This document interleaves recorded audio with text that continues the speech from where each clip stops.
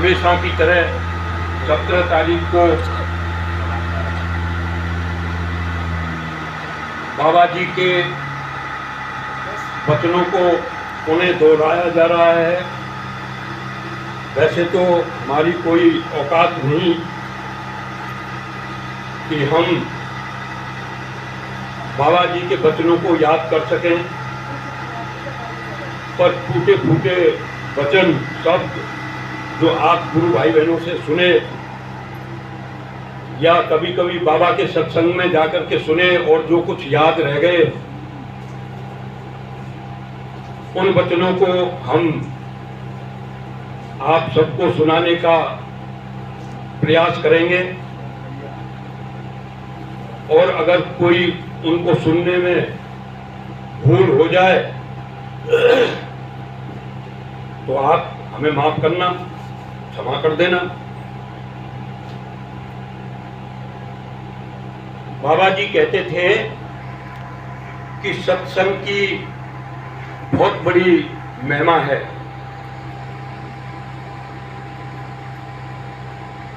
और गोस्वामी जी ने भी रामचरितमानस में लिखा है कि गिरजा संत समागम सब न लाभ कछुआन, और बिन हरि कृपा न मिले ये कह गए वेद पुराण। यानी जो सत्संग है या इस तरीके के जो प्रवचन हैं या गुरु भाई बहनों का जो दर्शन है, वो ऐसे ही नहीं मिल जाता है। जब तक उस मालिक की दया जीवों पे नहीं होती है, तब तक हम चल के ऐसी जगह पर नहीं पहुंच पाते। तो हम बड़े सौभाग्यशाली हैं कि आज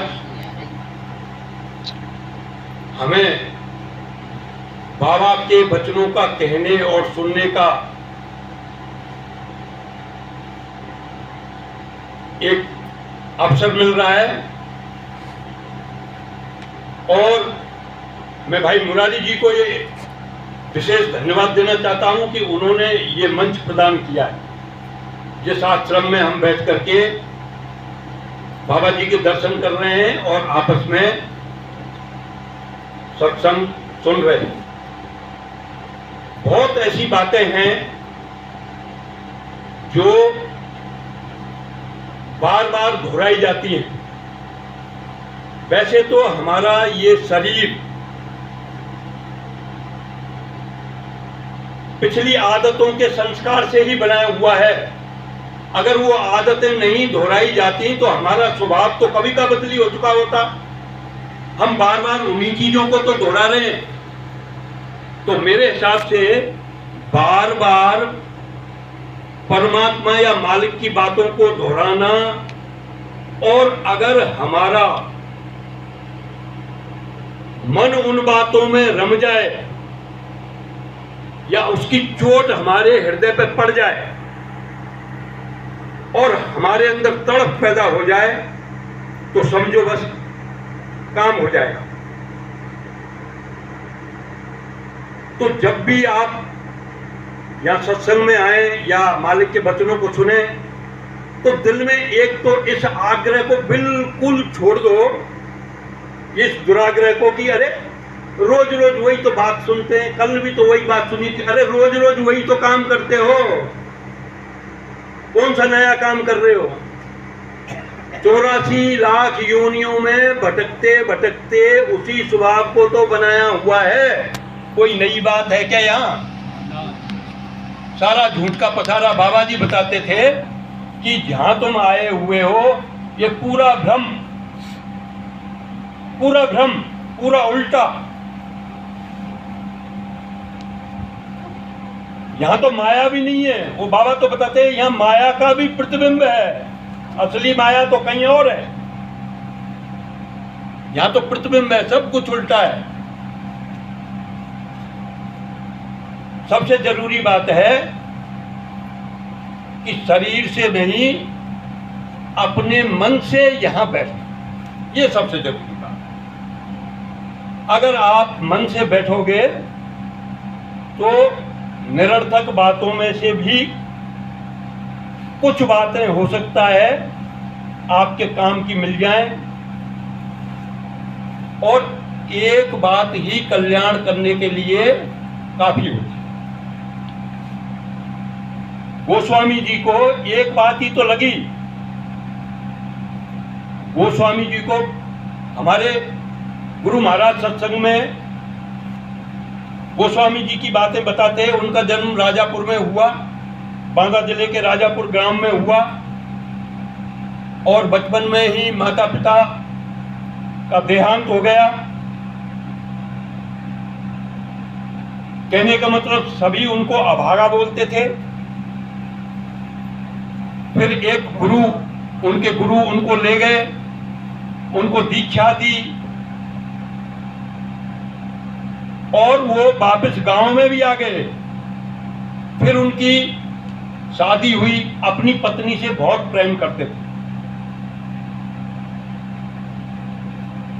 और जब पत्नी अपने मायके चली गई तो सावन के महीने में वो पीछे पीछे रात को चले गए अपनी ससुराल। बीच में नदी पड़ती है, राजापुर वाले इलाके में नदी पड़ती है, गंगा नदी पड़ती है शायद। उस नदी में रात को, उस नदी को पार करने के लिए ऐसा बताते हैं कि एक मृत शरीर बहता हुआ जा रहा था, और उसका सहारा लेकर के उन्होंने नदी पार की। और नदी पार करने के बाद वो अपनी ससुराल में घर के पीछे से रास्ता समझ करके अंधेरी रात में चढ़ गए। जब पत्नी ने देखा कि पतिदेव यहां आ गए तो वो हक्का बक्का हो गई।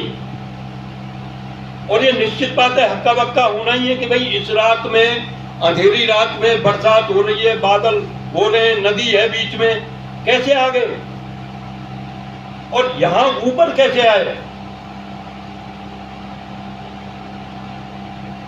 और गोस्वामी जी क्या कह रहे हैं, अरे तेने मुझे रस्सा तो डाल रखा था चढ़ने के लिए, रस्सा तो डाल रखा था, तू ऐसे ही बनावटी बात कर रही है। उसने कहा कहां डाल रखा है रस्सा। जब वो रोशनी लेके गई तो वहां पर सांप लटका हुआ, कांपने लगी। मौत के मुंह से बच गए मेरे पतिदेव, मौत के मुंह से मेरे पतिदेव बच गए, कांपने लग गए। और पूछा कि नदी को कैसे पार किया, तो बोला नदी को पार तो मैंने कर लिया अंधेरे में, एक मुझे फट्टा या कोई मिल गया था, पर उसमें दुर्गंध बहुत आ रही थी। तो समझ गई, अरे ये तो कोई किसी मृत व्यक्ति की लाश, उसको पकड़ करके पार किया। कितनी ग्लानि हुई होगी, आप सोचो, कल्पना करो आप। क्या ये ग्लानि वाली बात नहीं है। और उन्होंने तुरंत एक ऐसी बात कह दी, एक ऐसी बात कह दी जो गोस्वामी जी के हृदय को छू गई कि अस्ति चरम में देहमम तामे ऐसी प्रीत। अरे मेरा शरीर तो हाड़ और मांस का बना हुआ है, इसमें इतनी गहरी प्रीत, अगर इससे कम प्रीत भी अगर परमात्मा में होती तो तुम्हारा तो बेड़ा पार हो जाता। उसमें क्यों नहीं प्रीत करते। और वो चोट लगी गोस्वामी जी को, घर को छोड़ दिया। और आज वो अमर है। आज उसकी रचना पर विद्यार्थी पीएचडी करते हैं। गोस्वामी जी कौन से विश्वविद्यालय में गए पढ़ने के लिए? कोई विश्वविद्यालय की डिग्री प्राप्त की क्या उन्होंने? और उनकी रचनाओं पर आज आपके पढ़े लिखे नौनिहाल संस्कार विहीन पीएचडी करते हैं। ये हमारे बाबा कभी कभी झलक देते थे सत्संग में और बताते थे, फिर उन्होंने इतनी कमाई की कि उस परम पिता परमात्मा को प्राप्त कर लिया। और रामचरितमानस की रचना की पूरे समाज के लिए, मानव जाति के लिए। लेकिन उसका अर्थ क्या है, वो तो संत के सानिध्य में ही उसके अर्थ का पता चलता है। यहां तो लकीर पीटी जा रही है। 24 घंटे की रामचरितमानस का पाठ, 24 घंटे के पाठ में पहले पंडित जियों का नियम ये था कि उपवास रखा जाएगा। जिसको रामचरितमानस का पाठ करना है वो व्रत रखेगा। कुछ दिन तो चला, फिर फल फ्रूट आने लग गए, फिर जो है रस आने लग गया मौसमी का और गन्ने का, पेट भरने लग गया। 24 की बजाय 48 घंटे का पाठ करो भाई, ऐसा माल कहां मिलेगा। फिर 72 घंटे का पाठ और चूरमा की रसोई खाओ। बाबा ने इसलिए रामचरितमानस को लिखा, इसलिए रचना की थी क्या? अगर एक चौपाई के अर्थ को ठीक से समझ के उस पर चला जाए तो इस जीवन का बेड़ा पार हो जाएगा। एक चौपाई। और बाबा ने तो स्टार्टिंग में, मैं बहुत बार बताता हूं उस दोहे को, बाबा जी ने तो, गोस्वामी जी ने रामचरितमानस के स्टार्टिंग में ही सत्संग की महिमा का बड़ा बखान किया। संत पुरुषों के समाज को तो उन्होंने चलता फिरता प्रयाग बताया। प्रयाग में गंगा नदी बहती है, प्रयाग में यमुना नदी बहती है, प्रयाग में सरस्वती नदी बहती है। तीनों का संगम है त्रिवेणी, प्रयाग में, इलाहाबाद के पास है। वहां जाने के लिए आपको टिकट लेना पड़ेगा, बुक कराना पड़ेगा टिकट को। फिर आप रेल में बैठ के जाएंगे या बस में बैठ के जाएंगे, तब आपको प्रयाग के दर्शन होंगे। जब आप रेल में बैठ के जाएंगे तब आपको प्रयाग के दर्शन होंगे। और गोस्वामी जी ने तो संत समाज को ही चलता फिरता प्रयाग बता दिया। अरे इसको तो कहीं भी देख लो, आप सत्संग में चले जाओ, संत मिल जाएंगे, प्रयाग मिल गया। क्योंकि संत समाज में जो चर्चा होती है वो किसकी होती है? भक्ति की चर्चा होती है। संत समाज में कोई आम चर्चा होती है क्या? संत समाज में तो हमेशा भक्ति की चर्चा होती है। क्या करना है, क्या नहीं करना है, इसकी चर्चा होती है, यानी पूरे ज्ञान की चर्चा होती है। तो यही तो है गंगा, यमुना और सरस्वती, यही तो संगम है। और उन्होंने पढ़ने के लिए भी इशारा किया।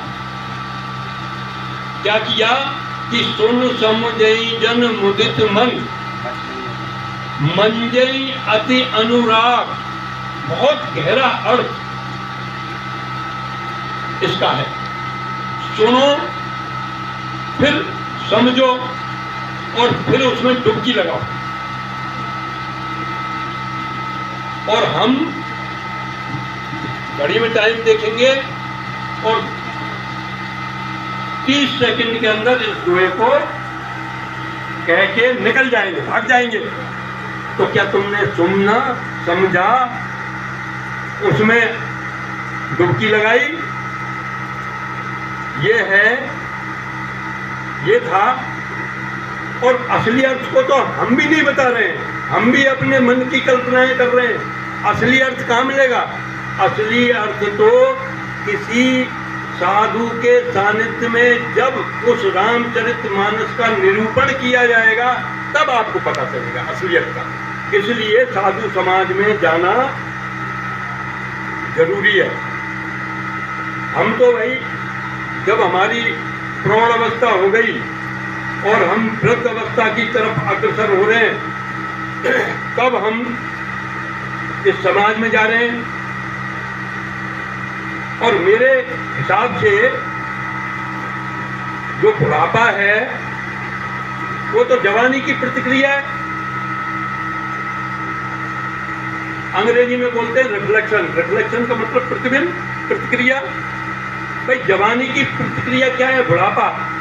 बुढ़ापे में आप कुछ नहीं करेंगे, बुढ़ापे में आप वही करेंगे जो आपने जवानी में किया है, क्योंकि बुढ़ापा जवानी की प्रतिक्रिया है। दिमाग भी जवानी पर चलेगा, हाथ पांव भी जवानी की तरह से चलेंगे, क्योंकि आदतें जो आपने बना ली आप उन्हीं को बुढ़ापे में करोगे।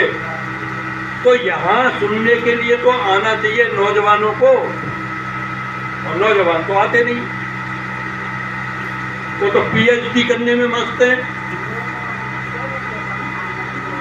उनको आना चाहिए, सुनना चाहिए, समझना चाहिए, साधुओं के पास जाना चाहिए। पहले ऐसे बताते थे कि गांव में साल में 2 साल में कोई अच्छे सिद्ध साधु आते थे। अभी तो देखने को नहीं मिल रहे, अभी तो नहीं मिल रहे। और हमारे गुरु महाराज जिस बात पर जोर देते थे वो ये बोलते थे कि ये जो मनुष्य शरीर है ये आपको बड़े भाग्य से मिला है। बच्चों अब के ऐसे मत खो देना, अब मत खो देना, पता नहीं कब से चक्कर काट रहे हैं। शास्त्र भी यही कहते हैं, साधु भी यही कहते हैं कि जीव अनादिकाल से माया के चक्कर में इस संसार में भ्रमण कर रहा है। किसके बलबूते पर भ्रमण कर रहा है? चक्कर तो किसका है? माया का। प्रवाह में किस में भ्रमण कर रहा है? माया में। माया के प्रभाव और प्रवाह में भ्रमण कर रहा है जीव। लेकिन ताकत किसकी है? जीव की। ये इस शरीर से अगर उस परम पिता परमात्मा की एक बूंद भी नहीं है, बूंद भी नहीं कहेंगे उसको, बूंद का भी पता नहीं कौन सा हिस्सा वो निकल जाए तो क्या इस शरीर की सुंदरता रह जाएगी?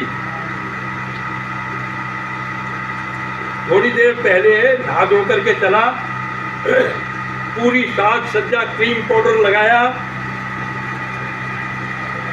और चेतन आत्मा जो है शरीर से निकल गई तो सुंदरता रह गई। तो ये सुंदरता किसकी है? ये सुंदरता तो उसकी एक बूंद की है, जिसके एक बूंद का पसारा है पूरा, एक बूंद का। अब आप अंदाजा लगाओ, जब उसका एक बूंद का पसारा है तो उसमें कितनी ताकत होगी। एक बूंद में जब इतनी ताकत है, इतना जोहर आप देख रहे हैं,